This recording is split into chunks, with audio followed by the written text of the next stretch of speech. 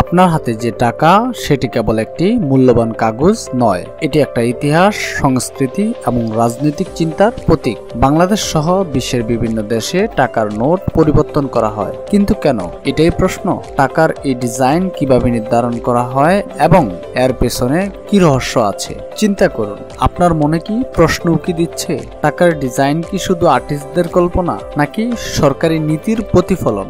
বাংলাদেশের টাকা বিশ্বের অর্থনীতির চিহ্ন।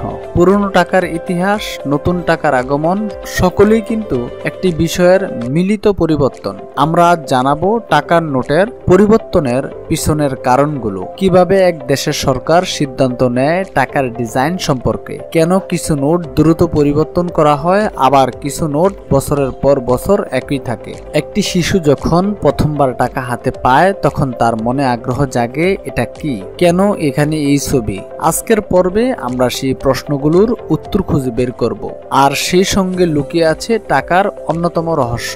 টাকার ডিজাইনের প্রতিটি রঙের পেছনে একটি গল্প আছে। রং, চিত্র, সুরক্ষা, বৈশিষ্ট্য সবই নজর কাড়া।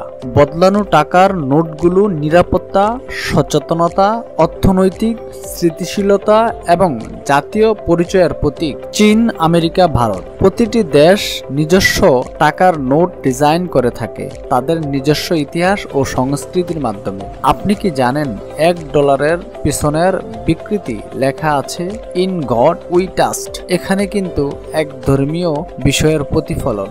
বাংলাদেশিরা গর্ব করেন তাদের টাকার ডিজাইন নিয়ে।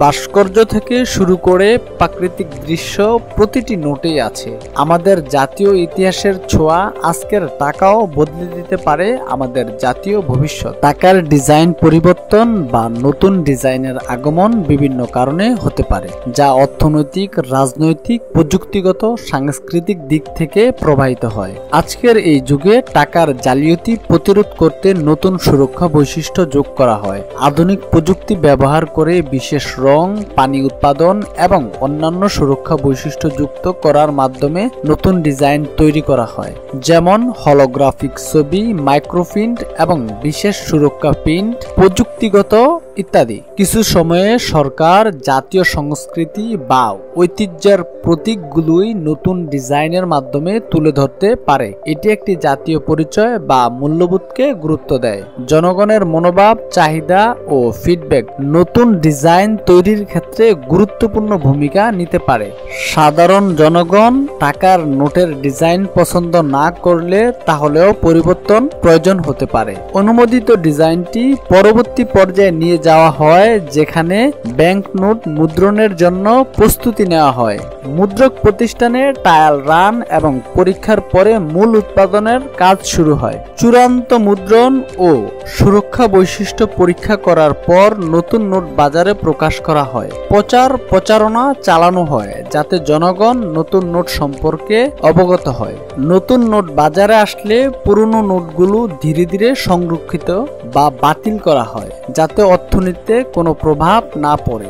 এই প্রক্রিয়ার মাধ্যমে নতুন নোটের ডিজাইন সাধারণত সরকারের দৃষ্টিভঙ্গি, অর্থনীতির অবস্থা এবং জনগণের সাংস্কৃতিক দিকগুলি প্রতিফলিত করে, যা দেশের ঐতিহ্য ও নিরাপত্তার সাথে সমন্বয় করে।